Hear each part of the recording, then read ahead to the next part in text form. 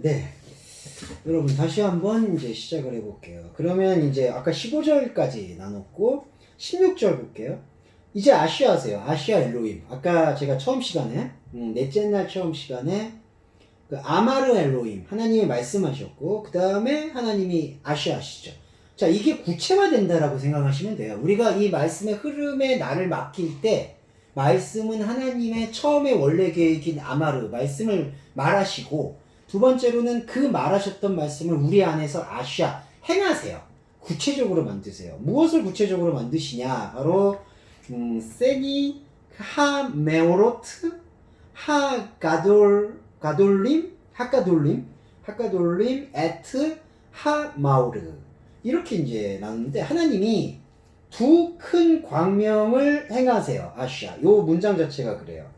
그러니까 바야스 에로임 에트 사니 하 메오로트 하 가돌림. 하나님이 두 큰 광명을 만드세요. 근데 여러분 여기서 잘 주목을 해주세요. 광명을 만드시는데 두 개를 일단 만드네. 왜 광명을 두 개로 만들까요? 여기서 잘 보시면 광명이 두 개일 필요가 있을까요? 사실 그렇지 않죠. 그냥 존재로 보면 하나예요. 이 광명은 빛의 좌소니까. 근데 두 개를 만드신다는 그 의미는 바로 커뮤니케이션을 뜻하는 거예요. 그러니까 하나님이 이게 숫자가 두 개라고 해서 두 개를 이렇게 만들겠다라는 걸 하겠다는 게 아니라 둘이라는 숫자를 하나님이 행하시는 거는 나의 빛의 좌소를 우리들에게도 너에게도 그냥 단독자로 말하니까 너의 중심 안에도 똑같이 함께 할 수 있도록 마련을 해놓겠다는 거예요. 그러니까 하나님이 생각하는 빛의 좌소와 우리가 생각하는 빛의 좌소는 동일한 건데 하나님은 우리의 마음 안에도 이거를 놓겠다는 거예요. 그런데 이 빛의 좌소는 이게 가돌 크죠. 크다라는 게 어떤 뜻이냐? 이 메갈레스 헬라어로도 메갈레스인데 크다라는 거는 바로 차원의 다름을 의미하죠. 그러니까 이게 이제 우리가 조금 짚어 넘어가야 될 부분인데 크다 작다 이렇게 얘기할 때 자꾸 어떤 양적인 경중의 차이로 우리는 접근하는 경우가 있어요. 물론 당연히 언어를 그렇게 배웠고 습관이 됐으니까 그럴 수 있죠. 근데 자, 하나님 차원의 말씀이 우리 안에서 번역되어질 때 그때 그분이 얘기하는 이 가돌 크다라는 것을 우리는 어떻게 이해해야 되는 거죠? 어떻게 이해하는 게 바람직하죠? 하나님이 우리와 같은 차원에 있나요?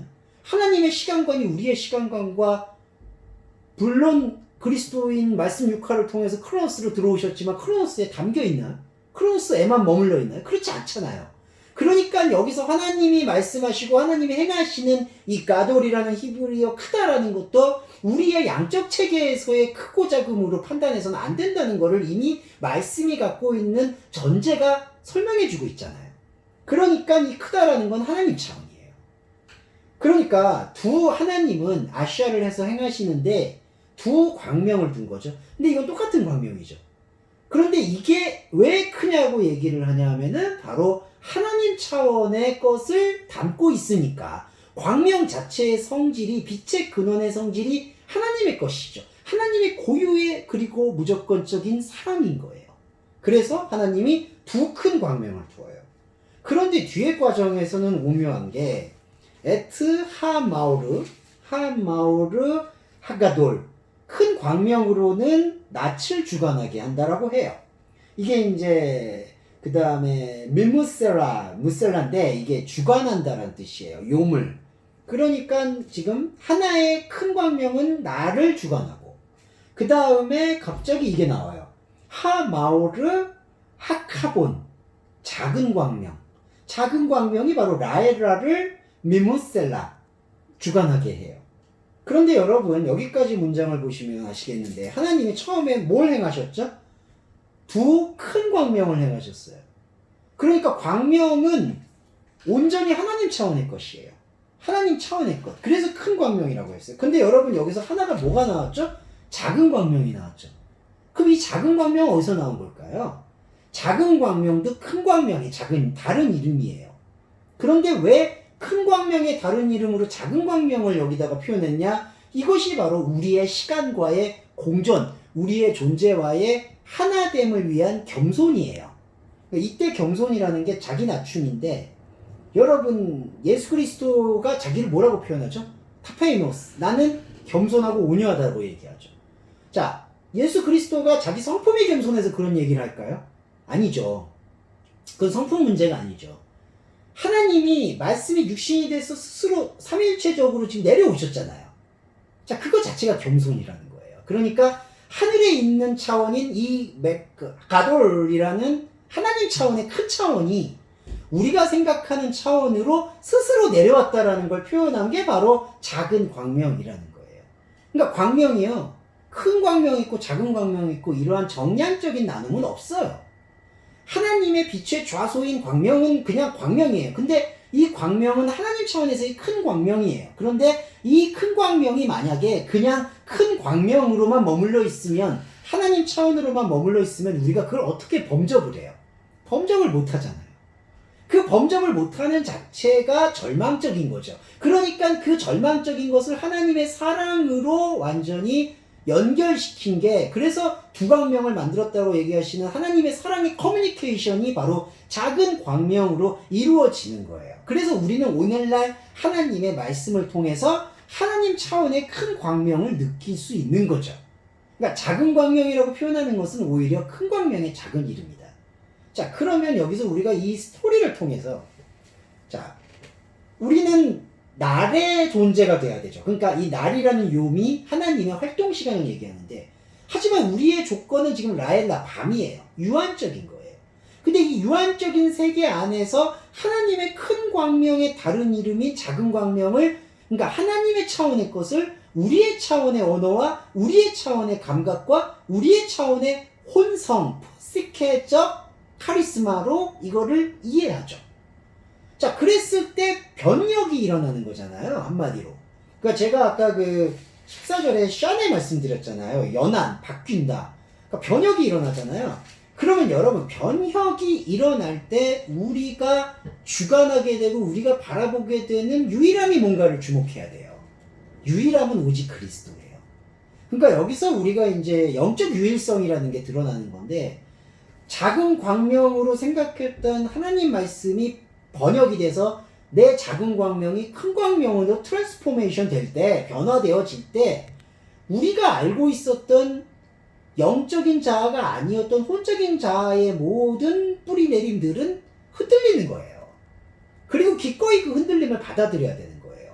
근데 마치 롯의 아내처럼 그 흔들리는 게 아깝고 아쉬워서, 그 흔들리는 것이 불안해서, 어떤 인간의 본성처럼 그 흔들리는 것을 붙잡고 다잡고 어떻게든지 안정을 시키려고 다시 돌아가려는 그 소금기둥의 상태가, 세상과 어떻게든지 벗되려고 하는 상태가 계속 개입이 되면 안 되잖아요. 그래서 다시 돌아보면 아까 15절에서 하늘의 궁창 안에 있는 광명이 나의 유한한 혼적 자아가 자리 잡고 있는 이 땅에 계속해서 비춰야 된다는 거예요. 빛으로.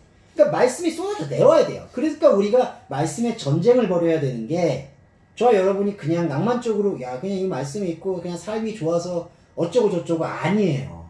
우리 안에서 이렇게 하나님의 말씀으로 내가 광명체로 변화하게 될 때 다른 어떤 것도 남지 않는다라는 것을 나의 혼적인 자아는 감당을 할 수 있어야 된다는 거죠. 근데 우리가 어떻게 감당해요? 말씀이 그걸 감당해야 되는 거예요. 자, 그 부분이 여기 16절의 내용인데, 여기서 하나가 등장을 하는데 요거 하나를 말씀을 드리고 17절로 넘어갈게요. 하코카빔이 나와요.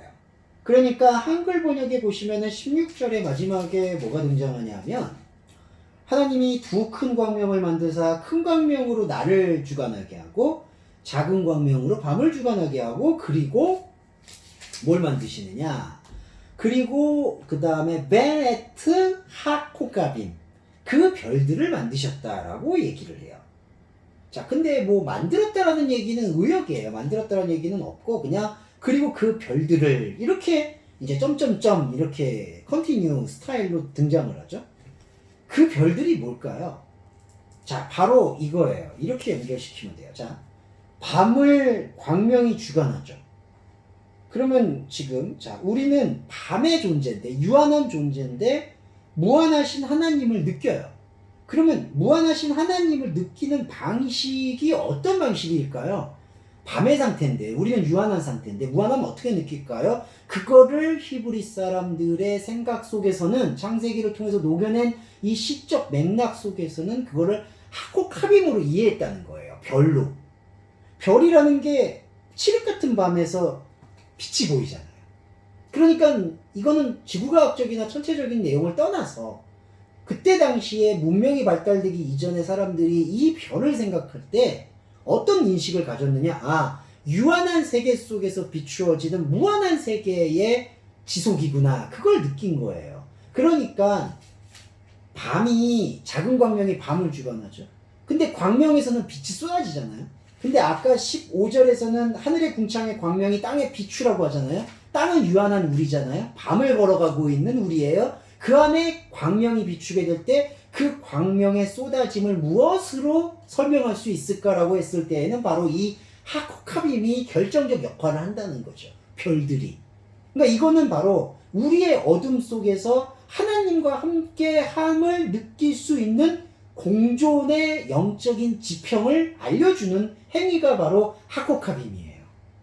그 하코카빔의 중요성이 17절에서 연속이 됩니다. 오늘은 4가지로 잘려서 말씀 나눠볼게요.